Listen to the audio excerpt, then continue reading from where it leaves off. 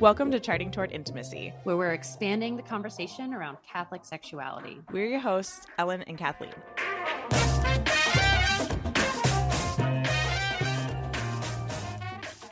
Before we get started with this week's episode, I want to tell you about an incredible opportunity you have for your marriage and particularly your sexual intimacy in your sex life. My Delight is a 90-day program to help you gain more intimacy, joy, and pleasure in sex. This program was designed by Dr. Sarah Bartell, who has been on the podcast before during our highly popular licit and illicit acts episodes. Please go check those out if you haven't. I supported Sarah through her creation of this program, and I went through her first cohort last fall, and it was an incredible experience and an incredible program. It has video lessons as well as live group coaching throughout the entire program. She only opens this program a few times a year, and this week, February 13th through the 16th, it is open. So please go and check out this incredible program. You can click the link in the show notes to learn more or sign up. All right, here we are back with another Charting Toward Intimacy episode. We're back.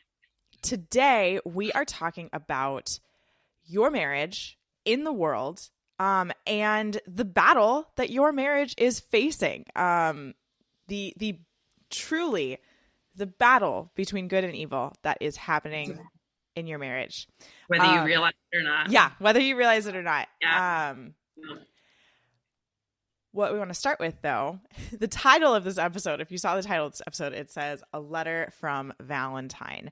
And this is coming out the day before Valentine's Day. And St. Valentine, we don't know a lot about St. Valentine, but there are numerous stories about him writing letters, maybe to the jailer's daughter and healing her blindness, or to married couples, or there's lots of stories about St. Valentine writing letters. This is where we get the "from your Valentine" because that's how he, quote, signed the letters. So anyway, I asked Chat GPT, which is the AI chatbot that is like blowing up on the internet, or did blow up a couple of months ago, but it's still around. People still use it. I asked it, you can just prompt this chatbot to like write you something. So you can say, hey, write me a poem about, ice cream and eggs. And it will write you a poem about ice cream and eggs. I'm not kidding. I would love to see, if anybody wants to see what chatbot will do, like send me that poem. That is so funny. But I asked the chatbot to write me a letter to married couples from Valentine. So here's the letter. Dear married couples, greetings to you on this special day in honor of love and commitment. I am St. Valentine, and I am writing to encourage you in your journey as a married couple. I know that being married in today's world can be filled with many challenges, but I want to remind you to always trust in God and His plan for your marriage. He has brought you together for a purpose, and He will be with you every step of the way. Lean on your faith in God to provide you with the strength and wisdom you need to navigate the ups and downs of marriage. Seek His guidance in every decision you make and turn to Him in prayer when you face difficulties. Remember that God is the source of all love and that He is the foundation upon which your marriage should be built. Trust in His love and grace to sustain you, and you will find peace and joy in your relationship. I pray that God will bless your marriage and fill it with love, joy, and peace. May your love for each other continue to grow and flourish, and may you always find comfort and support in your faith in Him. With love, your Valentine. So let's just be reminded that a robot wrote that. I know, right? Which is just terrifying. Really cool and really terrifying all at the same time. I don't know. But don't worry, this episode is not about AI. It's just so theologically on point. I don't know. How does a robot know good theology? I know. It's very strange. I think this letter is spot on. We'll copy this letter into the show notes if you want to read it again. But I just also want to point out that every he and him that is talking about the Lord is capitalized. It even has the correct grammar. It's bonkers. It's bonkers. I honestly don't know how to feel about it. It's like awesome, but scary. Yeah. Yeah. But truly, I do want to point out that, like, it talks about, turning to God. Like, lean on your faith in God to provide you with the strength and wisdom you need to navigate the ups and downs of marriage. Seek his guidance in every decision you make and turn to him in prayer when you face difficulties. Like, that paragraph is so spot on. You should memorize that paragraph and tell it to yourself every single day, because your marriage is a battleground. It is the battleground between good and evil. And we're going to talk a little bit about theology of the body. We're going to talk a little bit about Tobias and Sarah, but why don't you start with Sister Lucia? Yeah. So, when we were thinking about what to do for a Valentine's Day episode, we were originally talking like, oh, we could do like tips for how to celebrate Valentine's Day. And first of all, I was like, I am not a good authority on that. So number one. And it felt kind of cheap. Like, we were just like, ugh. Yeah. Everybody else is doing tips on celebrating Valentine's Day. It's a little bit cheap. Find some tips elsewhere. Yeah, exactly. There's plenty of other places you can find tips. I just felt it so deep in my soul. Like Ellen's been saying, the battleground that is marriage right now. And that we just I just wanted to like talk about it. I just wanted to put it out there that anyone who listens to this can really just be like, feel like you are heard and understood, and to be reminded of the reality of marriage being under attack right now. I've seen it in so many personal marriages in my life, especially in the last few years. It just feels like it's one good Catholic marriage after another has either been totally put through the ringer or completely torn down. And I mean, like, destroyed in the last few years. And it's like, how is this happening? So it brings me back. I keep reflecting on Our Lady of Fatima, when she, appeared to Lucia, Jacinta, and Francisco. She spoke about this to them, and Sister Lucia wrote to a priest semi-recently. The time, or I guess not recently, but I forget exactly. I know, when. Sister Lucia's been gone for a little while. Yeah, and so not recently, but but within our lifetime, she wrote a letter to a priest. The time will come when the decisive battle between the kingdom of Christ and the kingdom of Satan will be over marriage and the family. And why? Let's talk about why it's going to be over marriage and family. Because, and we've talked about this on the podcast before, if you've listened to episodes. So this is like my anthem. I say this a lot, but your marriage is an image of Christ's love to his bride, the church. Your marriage is an image of the relationship that God wants to have with humanity. Yeah. And keep going. I was just going to say, I mean, like, why wouldn't Satan want to absolutely destroy that? Yeah. And also marriage is it's good, strong marriage it's the basis for society, right? So, I mean, there's like, it goes beyond the theological, it goes down to like the societal and the practical too. Mm-hmm.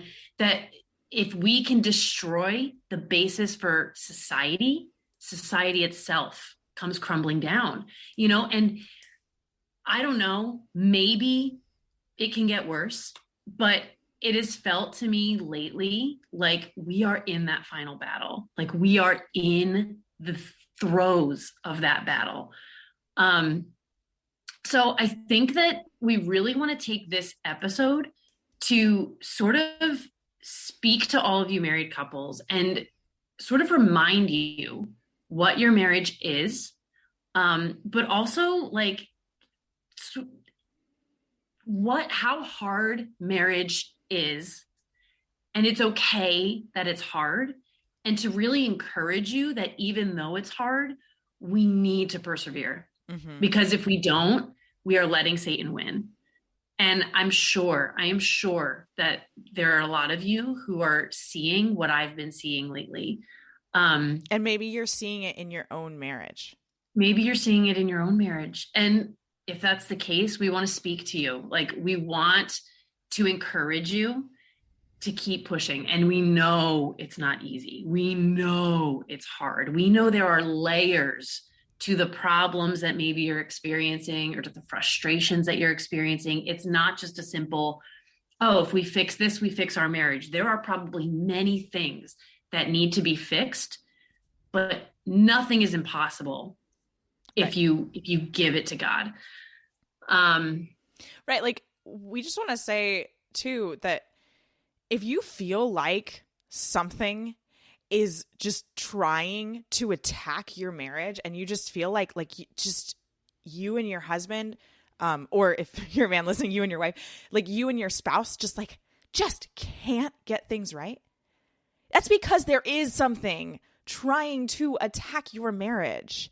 And I think sometimes that's all we need, is the recognition that this is a battleground. John Paul II in Theology of the Body, toward the end, he starts reflecting on the marriage of Tobias and Sarah. And so Sarah had she had married 7 men before Tobias came along, and every one of those 7 men had died on the wedding night before they could consummate the marriage. And so Tobias is like told by the angel of God, like, hey, you're going to go marry Sarah. And he's like, oh, excuse me. Sarah's that one where the guys all died. Bad juju. Yeah. Like, I don't know if I want to go to that house. And Tobias walks up to the house, and Sarah's dad is digging his grave. Like, yeah, it's true. That's how bad this is. Oh, anyway, gosh. We'll dive in a little bit more to Tobias and Sarah, but they had, like, the devil was attacking marriage right there in a very tangible way. And I think the attack that we're talking about more often than not is a little bit more intangible. It's the rut that you get in that you just can't figure out why you're in it. It's the arguments over very silly things that aren't that big of a deal. It's you noticing every tiny little nitpicking thing that bothers you, and then it like harboring on you. It's the difficulty in communicating with each other. It's the wanting to find things to blame, blaming NFP, blaming your sex life, blaming work. It's being torn away and wanting to spend time watching TV instead of having a date night, or spend extra time at work instead of coming home for dinner. It's like, it's these little things, and they're a little bit more intangible than, actually being killed on the wedding night. But then these are the things too that they're so small, and they seem like, oh, we can just write it off to like, oh, this is how marriage goes. Oh, this is what happens once you have kids. Oh, this is, and for some of us, we can feel like it's not a big deal. It's a phase. We'll make our way out of it. And so we don't give any attention to it. And then what happens when we don't give the attention to it? These little things become big things. Yep. And big things in a way that, a spouse is all of a sudden like, just maybe not all of a sudden, but like tempted towards infidelity, like, because it doesn't just like, happen like that all of a sudden. Like, I'm so in love, and now I'm going to somebody else. Yeah. It's now like, I'm out of love. No. Right. Yeah. It's like, it's these little things that build up that we just write off because of wherever we are in life, that we feel like they don't need a lot of attention, and we'll get to them eventually. That all of a sudden they've built up to a point that our spouse feels unloved and maybe go somewhere else. Right. So, and I mean, that's like worst case scenario. That is right. Not, and we're not trying to like scare you and saying like your spouse is going to leave you. No. Please don't take that this way. But it's, the point that all of these little things, if they're not paid attention to, can become big things in one way or another.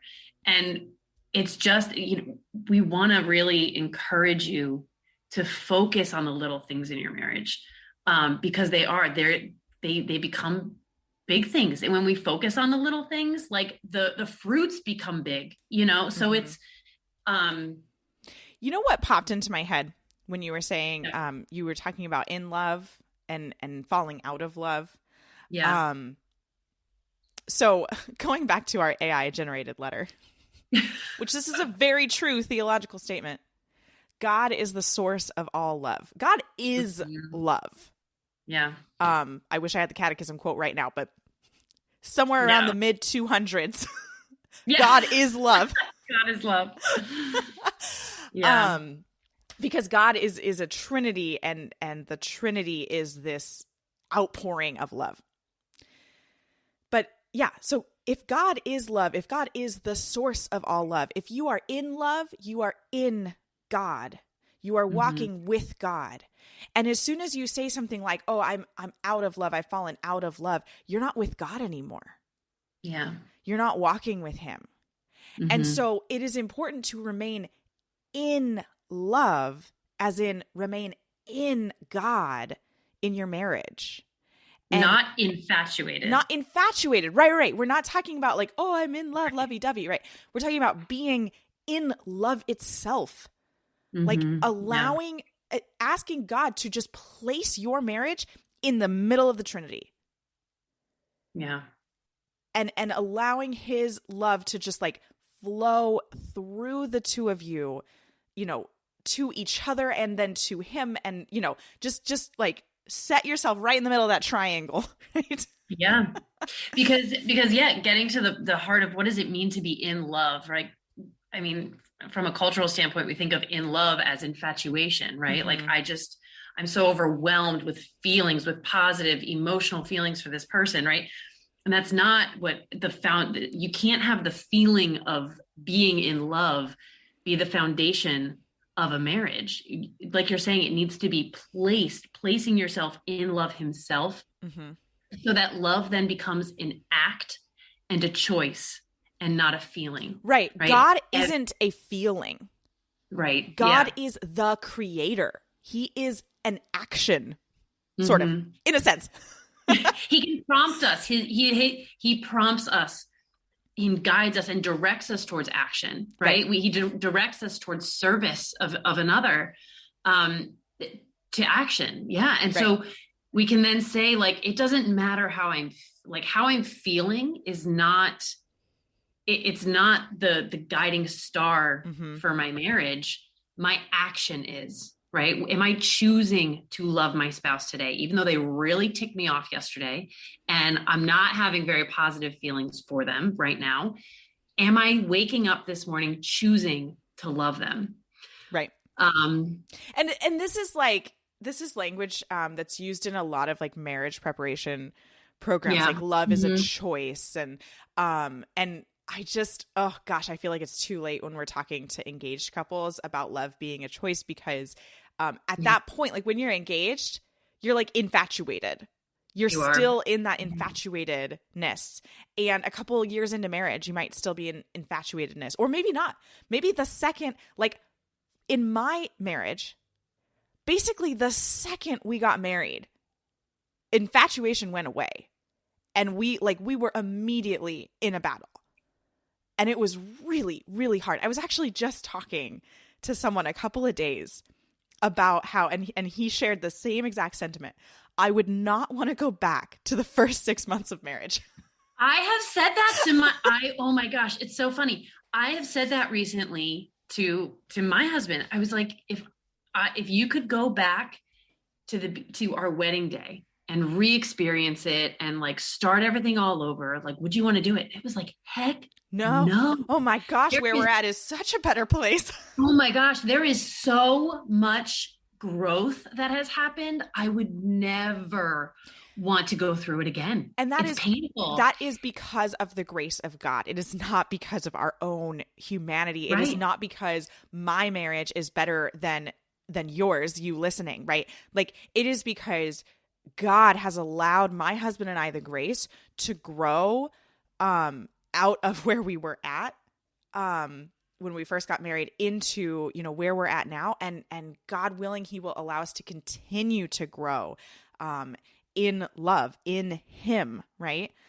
Yes, I want to absolutely. mention, this is interesting. It's popping into my head that, so back to Tobias and Sarah, this very physical battle is happening on the wedding night. It is happening when, like, right before the spouses come together. Everything, and this is a quote from Theology of the Body. Everything, in fact, happens during the couple's wedding night. John Paul II is commenting on the fact that, like, this battle happens on Tobias and Sarah's wedding night. Another quote from Theology of the Body. This is Address 115. When spouses unite as husband and wife, they must find themselves in the situation in which the powers of good and evil fight against each other. So, like, the battle's not only in your marriage, but it's in the conjugal act. Yeah. And this is why, like, it's so easy to be, and like, I might be calling out something that's in your mind right now. This is why it's so easy to be tempted to use condoms during the fertile window. This is why it's so easy to be angry at natural family planning, thinking that it's the problem. This is why so many Catholics use contraception, because it is, quote, easier. This is why, like, outside of Catholicism, like, fertility awareness is rarely found, right? Like, marriages don't recognize the necessity of a free, total, faithful, and fruitful conjugal act in the marriage. But that is, like, the key. Yeah. Yeah. And I would, this brings me to one of the points that I wanted to mention, is that marriage is not ever going to be 100% easy. And if it is, it's sort of problematic, because marriage is meant to be sanctifying. It is literally your path to heaven. And we can't get to heaven. We can't do it without the sanctification, without the suffering, right? Without the death to self and the learning to sacrificially lay down your life for another. Right. Because again, our marriage is imaging Christ's love to his bride, the church. What did Christ do? He laid down his life. He laid down his body for his bride. And the bride goes the way of the bridegroom. How did Jesus get back to heaven? Through the cross. How are we going to get there? Through the cross. Exactly. We have to die and be resurrected. And in a way, it's encouraging to hear that you can hopefully, I mean, for me anyway, when we're going through something and I think of this, it encourages me to embrace the hardship. And not in a way that's like, okay, I'm going to keep things hard because that makes me holier. No, by all means, be determined to fix what's not working, but understand that fixing it is going to be hard. Right? It's not always as easy as like, oh, all I have to do is twist this and turn this and we're fixed. No, it's like a lot of the times the issues that arise in our marriages and the struggles that we have, they're a long haul fix. It's something that will not happen overnight, that cannot happen overnight. A lot of the times it's going to take years of rebuilding trust to fix these things, right? I mean, so, but in a way, the things we've mentioned have been pretty trivial, but you might be sitting here going, I'm dealing with infidelity here. This is a totally different battle. But it's not. I want to assure you that it's the same battle. And it is. The fact that this has hit your marriage, whatever it is, whether it's kind of smaller or bigger, the fact that anything has hit your marriage is because Satan sees your marriage as a threat. And I think we can take like solace in that of like, we can be a little bit consoled of like, wow, like Satan thinks that I'm a threat. And you know what? I am a threat to him. Your marriage is a threat to him. Don't let it go. Right. Don't. And I think that, yeah, we just can't, for anybody that maybe is at that point where, you know, maybe you've experienced infidelity or something equally devastating.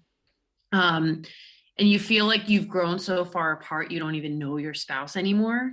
I beg you, for the sake of your own sanctification, for the sake of the church, for the sake of everything, do not give up. I know it's awful. I came from a divorced family and I know how terrible those things can be. Do not let Satan win this battle.